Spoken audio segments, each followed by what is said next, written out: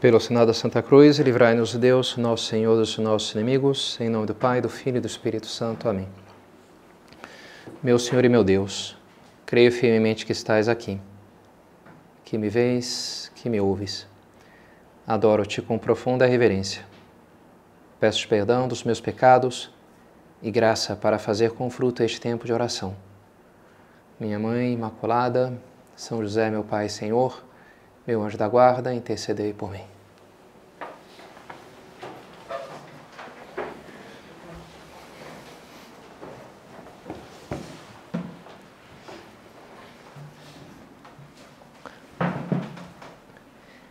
Est peccatum ad mortem.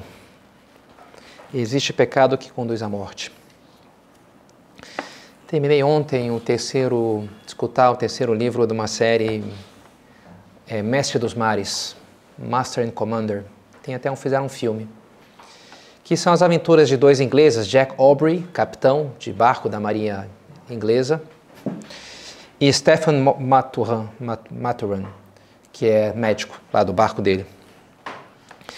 E das aventuras dele, de batalhas navais, e também de outros tipos, por exemplo, amorosas. Tem uma hora que o Jack se apaixona pela Sophie, uma menina recatada lá do interior, de boa família. E o Stephen se apaixona pela prima dela, Diana Villiers, que é uma viúva, já foi até morou com o marido na Índia, ele morreu, voltou para a Inglaterra, e é uma mulher decidida, muito lançada e apaixonada assim nas coisas que faz. É um contraste muito grande entre as duas.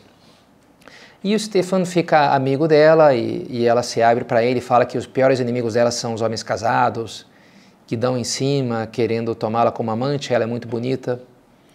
E ele até fica muito apaixonado, ela meio que maltrata ele, então até ele acaba meio que se afastando. Escuta uns rumores, passam os tempos, anos, alguns meses ou um ano, algo assim. E um dia ele está no teatro em Londres, olham para o camarote ali do lado e está lá a Diana, rodeada por homens, chamando a atenção, como costuma ser, muito bonita. Mas ele percebe que alguma coisa mudou nela. Diz assim o livro, concentrou sua extrema atenção em Diana, para confirmar o que já sabia de ser um fato. E era mesmo, tudo deixava claro, e ele extraiu a última gota de dor da comprovação do espetáculo. Ela estava em exibição. Aquela graça de pureza rústica se fora, e a ideia de que ter dali em diante associar a imagem dela a uma noção de vulgaridade foi tão dolorosa que por um tempo não conseguiu pensar claramente. Um impacto, muito grande. A mulher daquele camarote ali não era alguém a quem ele teria dado a mínima atenção em momento algum que a tivesse conhecido. Uma mulher vulgar. Sei lá, ele nem lhe chamaria nenhuma atenção. Trata-se, dizia depois, trata-se de algo que nunca experimentei. O fato de meu corpo ser afetado dessa forma. Deus sabe que já foi afetado por uma grande náusea, mas essa falta de controle... Será que a Diana que vi pela última vez realmente existiu? Ou foi apenas uma espécie de criação de minha imaginação? E ele fica muito abalado, percebendo, no fundo, de alguma forma ela estava meio que se prostituindo, enfim, exagerando um pouco os termos, mas ela estava se vendendo, tornando uma atitude que ela antes considerava nojenta, sei lá, absurda. E aquilo lhe abala muito, e ele fica até ali, a cena termina lá a peça, a ópera, todo mundo vai embora e ainda está parado, tem os funcionários tirarem dali, olha, já acabou, senhor, precisa ir embora, Porque ele está profundamente abalado com aquela percepção, E acho que dá para dizer que, no fundo, a dor que ele sentiu foi uma certa experiência de morte. Acho que dá para dizer isso, uma percepção de morte, um certo luto. A morte da mulher que ele amava, uma morte dura. De uma pessoa que ele admirava, adorava e que não existia mais. Talvez, poderia dizer que talvez foi mais duro do que se tivesse chegado a notícia que ela tinha falecido num acidente ou por uma doença, porque ali foi, de alguma maneira, a morte da alma, da personalidade, do caráter, um vender-se, um perder-se, e aquilo lhe abalou profundamente. E eu gostei, né, dessa cena, assim, me impactou. E como é lógico, né, pensando que a fé cristã fala disso, fala dessa vida mais além da vida material. Uma vida e uma morte espiritual. São João fala de pecados que conduzem à morte. Outros, não todos, mas alguns conduzem à morte, ele diz, né? A morte do espírito. E o próprio São João vai explorar muito, desde o seu evangelho até as suas epístolas, essa ideia da vida espiritual, dessa vida nova que Cristo veio nos trazer. Eu sou o caminho, a verdade e a vida, eu sou a ressurreição e a vida, eu sou o pão da vida. Tudo isso está em São João, no Evangelho de São João, né? Jesus nos traz essa vida nova. Então vai ser esse o tema da nossa meditação, dessa nossa segunda meditação, morte e vida espiritual, entre a vida e a morte. Começando para falar de que tipo de vida que a gente está falando. Nesse curso que eu estou seguindo, do John Vervaeke, ele fala da revolução axial do século VIII ao III a.C., quando vão surgindo em vários países, lugares do mundo, essa percepção que tem duas maneiras de você viver a tua vida.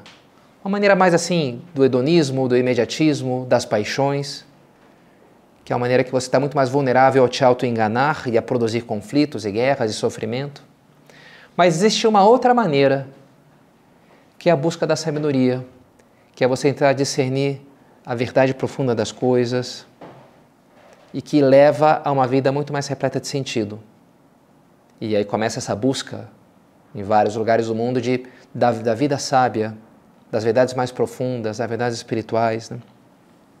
E é quando surge também os grandes filósofos na Grécia, Platão, tentando explicar isso, a fonte de sofrimento na vida humana, ele vai identificar 3 centros de decisão que há no homem. Não é um centro só, são 3. No modelo que ele faz, ele diz, né, que tem um monstro, que são as nossas paixões, o estômago, as paixões mais violentas, né? Tem o leão, que está no peito, que é a coisa assim, mais da honra e da guerra. E tem o homem, que é a parte mais racional, né? A cabeça, que busca aquilo que é mais racional.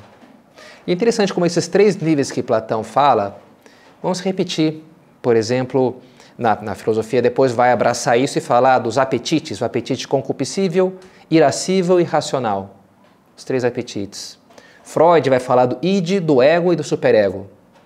A neurologia no década de 60 vai falar dos 3 cérebros, o cérebro tripartido.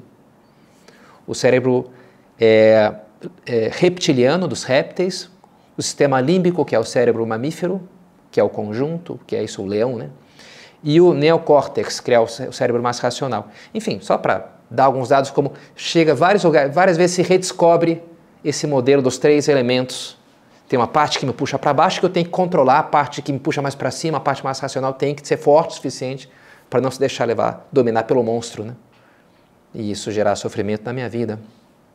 Aristóteles vai ainda completar melhor ainda a coisa, porque ele vai falar dos 3 níveis de vida, nível vegetal, animal e racional, humano.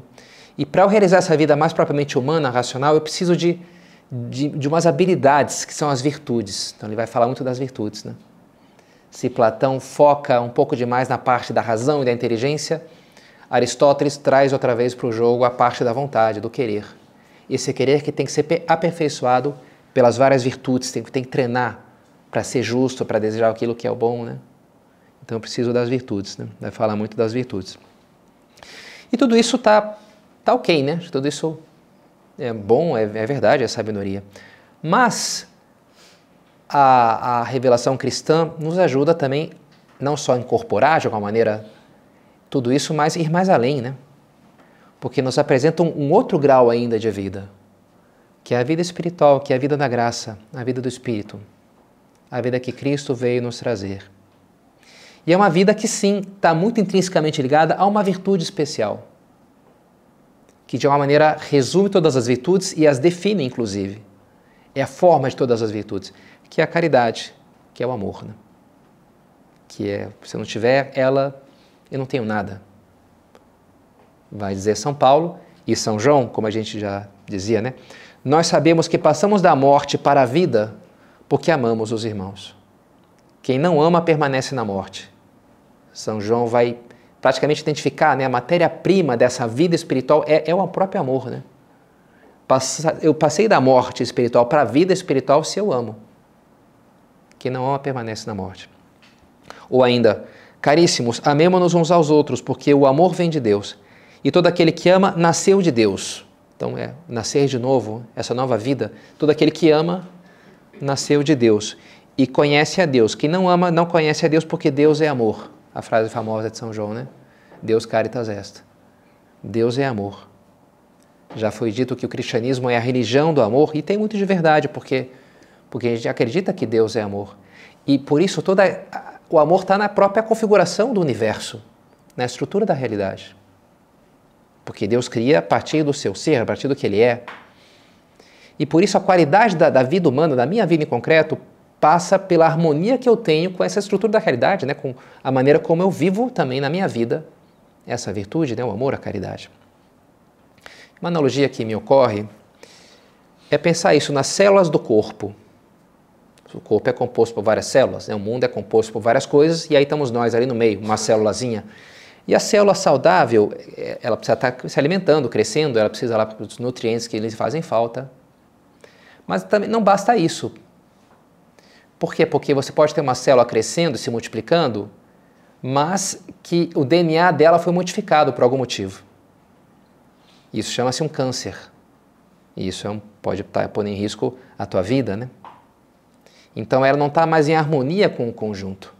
Ela pode até estar crescendo e se multiplicando, mas ela representa um risco que leva à morte, né? Porque o DNA mudou. O DNA do universo, a gente poderia dizer, é a caridade, é o amor. É a estrutura fundamental, né? A essência das coisas. E talvez você diga, Pai Pedro, bonito, para não dizer um pouquinho brega, mas tudo bem, né? Então tomar cuidado, quando a gente fala muito de amor, soa meio assim, né? Mas tudo bem, vai ter que falar, não tem jeito. Mas o que significa? Que assim, basta eu amar e está tudo resolvido? O amor justifica tudo? O amor sempre vence, o amor é lindo, pronto, né? Como é que diz a música? Consideramos justa toda forma de amor, né? Então, porque é amor, então pronto, está valendo, né? Olha, não, né? Não é bem assim. Existem vários tipos de amor. Assim como existe a profundidade na vida humana, existem profundidades no amor. Existe um amor mais passional e um amor mais espiritual. Hitler, parece que ele tinha uma cadela chamada Blonde, que ele gostava muito. Uma pastora alemã. Até a propaganda nazista fazia vídeos deles lá brincando com Blonde, joga lá, enfim. E acho que não era falsidade, podia gostar mesmo, né? Acredito que ele é legal, né? Um cachorro lá para você brincar. Mas isso fazia dele uma pessoa boa? Acho que não, né? Porque ele amava lá, né, o cachorro. Não é qualquer amor que nos faz bons, que faz a vida ter sentido, né? Que amor faz a vida ter sentido? Ah, já sei, um amor, amar tanto algo pelo qual eu estou disposto a dar minha vida por aquilo. Olha, sim, acho que realmente só um amor assim pode dar sentido. Ainda que John Lennon queira pensar um mundo onde não haja nada pelo qual morrer, ele diz, né? Nothing to die for. Imagine, nothing to kill or die for. Bem, ok, um mundo onde não haja nada pelo qual matar, isso eu compro, mas o outro eu não compro, né? Um mundo onde não há nada pelo qual vale a pena morrer, significa que não tem nada maior do que a minha própria vida. E se não tem nada maior que a própria vida, a minha vida não tem um sentido mais além dela mesma, né? É a vida e é isso aí. Acabou, morreu, acabou. A vida perde o sentido se não tem algo pelo qual eu estou disposto a entregá-la, né? O sentido vem por algo maior, só pode vir por algo maior, né? Então, é um bom requisito. Tem que ser um amor a algo pelo qual estou disposto a dar minha própria vida. Isso é o amor que pode dar sentido à minha vida, né? Tá, mas Padre Pedro, e os fanáticos? Tem muita gente que deu a vida por cada bobagem, né? Na história, né? Sei lá, eu penso na Revolução Cultural Chinesa, os jovens lá que tiveram uma lavagem cerebral, Mao Tse Tung, e fizeram barbaridades terríveis e estavam dispostos a dar a vida por Mao Tse Tung, nosso grande líder. E o cara é um canalha de ordem maior, né? E então, basta estar disposto a dar a vida por algo? Não, também não, né? Tem que ser algo que seja verdadeiro. Tem que ser amor que corresponda à realidade, né? Não pode ser uma ilusão, não pode ser uma mentira. Tem que ser algo que seja o mais verdadeiro possível, onde a convicção de que aquilo é tudo, que aquilo é a coisa mais bonita, corresponde à realidade. Só esse amor é capaz de dar sentido à nossa vida. Bem, acho que já vai ficando claro onde é que eu quero chegar, né? No fundo, o evangelho de domingo passado, né? Amarás o Senhor teu Deus com todo o teu coração, com toda a tua alma, com toda a tua força e com toda a tua inteligência. Eis o primeiro e maior dos mandamentos, né? Amar a Deus com tudo. Esse é o amor que pode dar sentido para a vida, né? Ok, Padre Pedro, amar a Deus. Mas, não sei, e se eu não for capaz desse amor? E se a própria ideia de amar a Deus, não sei, me parece um pouco distante, um pouco assim, abstrata demais, né? Porque, sei, né? Até um cachorrinho entendo o que é amar o meu cachorrinho aqui, mas sei lá, nunca vi Deus, né? Será que eu amo a Deus? Não sei se eu amo a Deus. Talvez você pudesse objetar isso, né? Dizer, tá, e se eu te dissesse que esse amor pode ser derramado no teu coração? É o que fala São Paulo aos Romanos. A esperança não nos decepciona, porque Deus derramou o seu amor em nossos corações, por meio do Espírito Santo que Ele nos concedeu. Diante da nossa deficiência, da nossa miséria, a graça nos capacita, né? Deus nos dá a sua graça, o dom de amá-lo. Toda a redenção poderia se resumir nisso, né? O que Jesus nos obteve na cruz? A capacidade de amar a Deus, de maneira a virtude teologal da caridade, né? E esse amor que vai dar sentido, esse amor vai nos consertar, esse amor vai dar sentido à vida como um todo. Um câncer se arranca e joga fora, né? Eu estava com um câncerzinho aqui, fiz uma cirurgia, o médico lá arrancou, resolvido o problema, né? O câncer faz assim. Agora, as almas humanas você não arranca e joga fora, Deus não faz isso. Ele derrama a sua graça, ele conserta o DNA, né? Digamos, ele ajusta, ele cura. É o que ele vem nos fazer, é o que Cristo vem nos fazer. Ele é o médico que vem para os enfermos que somos nós, né? Nós precisamos dele. Estava fazendo a minha oração essa semana preparando também a meditação, com a Redemptor Hominis, a primeira encíclica do Papa João Paulo II, que é sobre Cristo. E o número 10 é um número muito marcante, é quase um resumo do que a gente já veio falando até aqui na meditação. Diz assim: o homem não pode viver sem amor. Ele permanece para si próprio um ser incompreensível e a sua vida é destituída de sentido se não lhe for revelado o amor. Se ele não se encontra com o amor, se o não experimenta e se não o torna algo seu próprio, se nele não participa vivamente, se não é algo da minha vida, se não é a minha vida, não é isso, né? Minha vida vai ter sentido se for o amor. Por isso, precisamente, Cristo Redentor revela plenamente o homem ao próprio homem. No mistério da redenção, o homem é novamente reproduzido. De algum modo, é novamente criado. A imagem do nascer de novo, né? Em Cristo Redentor. Fazendo oração sobre isso, eu fiquei feliz porque eu nasci no Cristo Redentor. Chama-se Hospital Silvestre. Fica na subida, no Corcovado mesmo, na subida do Cristo Redentor. Ok, não é lá na plataforma, lá em cima. Não tem lá um hospital lá em cima, é pequenininho, não cabe. Mas o mais perto, subindo, sabe, no caminho, no meio do mato mesmo. Por isso chama-se Silvestre. Foi lá que eu nasci. Então, eu nasci aos pés do Cristo Redentor. Nem todo mundo tem esse privilégio. Desculpa. Mas sim, todos nós estamos chamados a renascer, diz aqui o Papa, né? No Cristo Redentor, que é o que importa, na verdade, né? O nascimento espiritual, não tanto o material, né? E continua, né?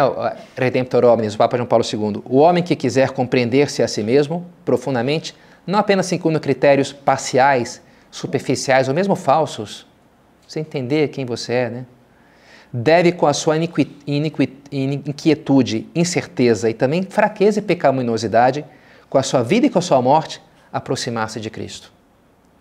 Ele deve, por assim dizer, entrar nele, com tudo o que é em si mesmo. Deve apropriar-se e assimilar toda a realidade da encarnação e da redenção para se encontrar a si mesmo. Bonito, forte, né? Poético. E é aqui o núcleo da nossa fé. Jesus é meu Salvador, a vida nele. Ele vai me trazer a vida, né? Uma vida nova, nascer de novo. E é o que ele diz: eu sou a luz do mundo. Aquele que me segue não andará nas trevas, mas terá a luz da vida. É muito to cosmo, to photos zoe, a luz do mundo, a luz da vida.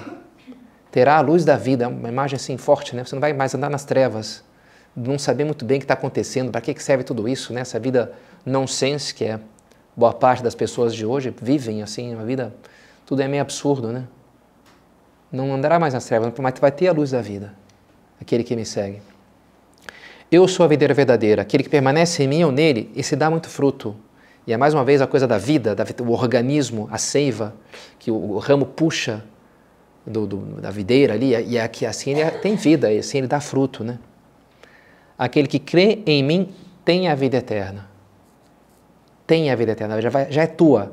Agora, no presente, né? Não fala terá, não tem. E comenta Bento XVI, a expressão vida eterna não significa a vida que vem depois da morte, como talvez pense imediatamente o leitor moderno. Não é essa a vida que ele está falando. Em contraposição à vida atual, que é certamente passageira e não é uma vida eterna. Vida eterna significa a própria vida, a vida verdadeira, que pode ser vivida também neste tempo e que depois já não poderá ser tirada pela morte física. Isso é o que realmente importa. Abraçar já desde agora a vida verdadeira, que já não tem nada nem ninguém pode destruir. A redenção se poderia resumir nisso, né? Que Deus que rompe no mundo para oferecer essa vida. Isso sim que cabe a nós abraçá-la, cabe a nós escolhê-la. Já no Deuteronômio, vê que eu hoje proponho a ti a vida, a felicidade, a morte e a desgraça. Escolhe, pois, a vida para que vivas. Não quero que o pecador morra, mas que se converta e viva. Mas você tem essas duas escolhas, né? Você tem diante de si essa bifurcação. Quando é que o homem escolhe a morte? Por que um homem escolheria a morte? Bem, é o que a gente faz com o pecado mortal.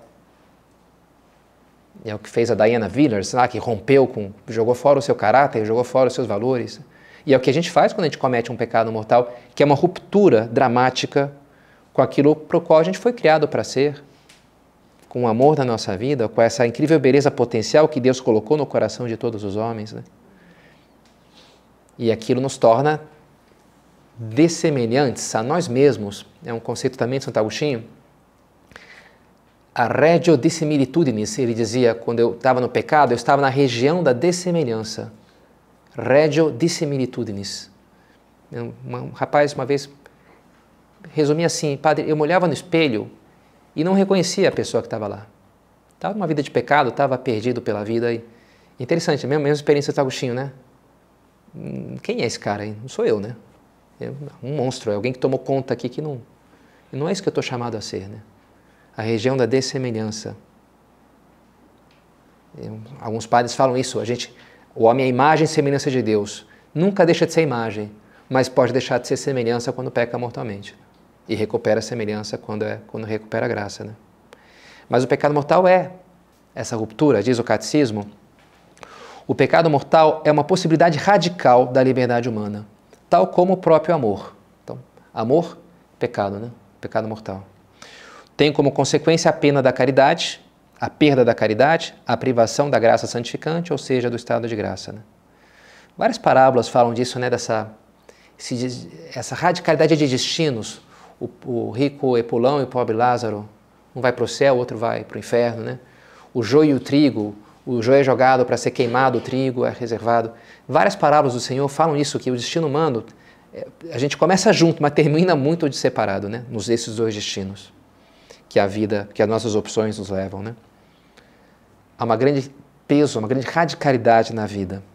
A vida, essa vida aqui, é uma grande encruzilhada, enquanto a gente vai decidir qual destino a gente vai, se abrir a graça, o amor, ou se fechar no pecado, no egoísmo. Encruzilhada, não é à toa que no meio tem cruz, né? Encruzilhada. Porque o caminho, é verdade, para a vida é a cruz, é a morte, é um paradoxo, né? Quem buscar salvar a sua vida vai perdê-la, mas quem perder a sua vida por causa de mim vai encontrá-la. E essa é a nossa vida, né? Em que a gente tem que decidir, né? Perder para encontrar, tentar ganhar e acabar perdendo. E a gente está nessas encruzilhadas da vida entre um caminho e outro, né? São José Maria, ele usa essa expressão, a arriscada segurança do cristão. A gente tem a graça, tem o amor de Deus, mas ao mesmo tempo é uma segurança arriscada nessa vida. Enquanto a gente está vivo, está rolando jogo, né? A gente está passivo de escolhas que a gente vai fazer. E por isso a gente precisa muito da graça, a gente precisa da ajuda de Deus. A gente precisa estar sendo sustentado pela sua ajuda, pela sua cura. Essa graça que a gente recebe pela oração, mas sobretudo pelos sacramentos, né? Começando pelo batismo e depois regularmente muito pela confissão, né? A confissão é esse buscar essa vida, buscar essa graça. Mesmo que eu não tenha um pecado mortal, se eu tenho, aí com mais motivo, né? Para recuperar a graça. Mas mesmo que eu não tenha, é se buscar essa ajuda de Deus contra o pecado, mesmo o pecado venial. A confissão frequente nos ajuda nisso, né? A você ser mais forte para dizer não para o pecado na tua vida e assim estar mais unido a Deus e te preparar também para a comunhão, que é a maior dos sacramentos, né? A Sagrada Comunhão, a Eucaristia, que é de uma maneira muito especial essa união com Cristo, né?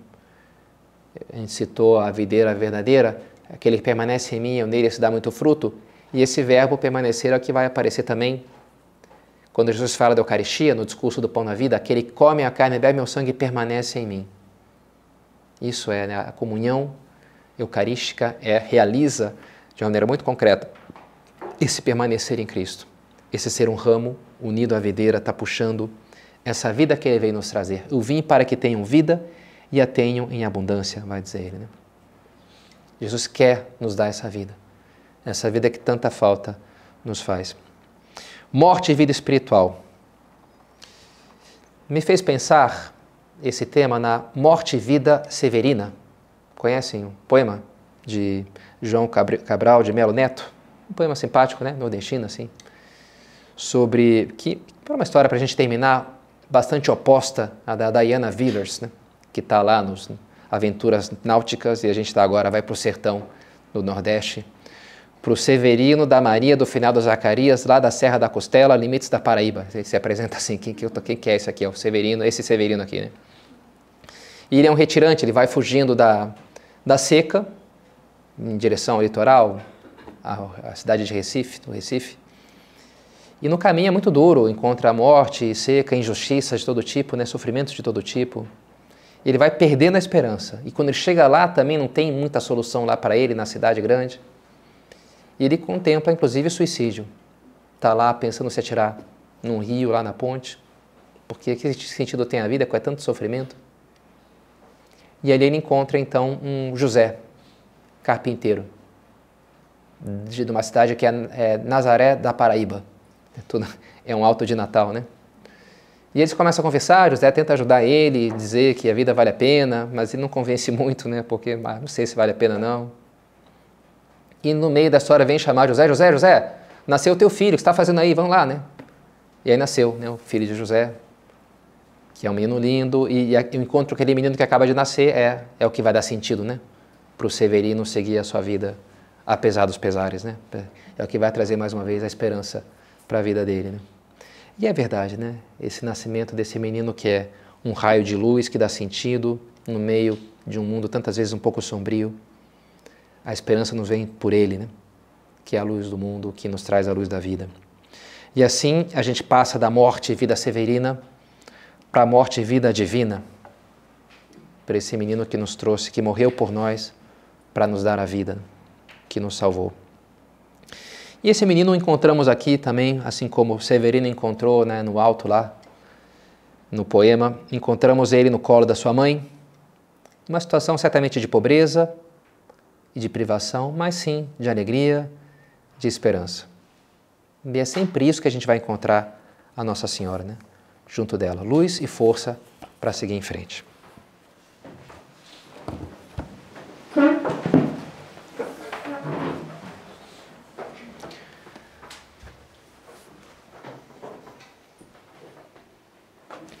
Dou-te graças, meu Deus, pelos bons propósitos, afetos e inspirações que me comunicaste nessa meditação. Peço-te ajuda para os pôr em prática. Minha Mãe Imaculada, São José, meu Pai e Senhor, meu anjo da guarda, intercedei por mim.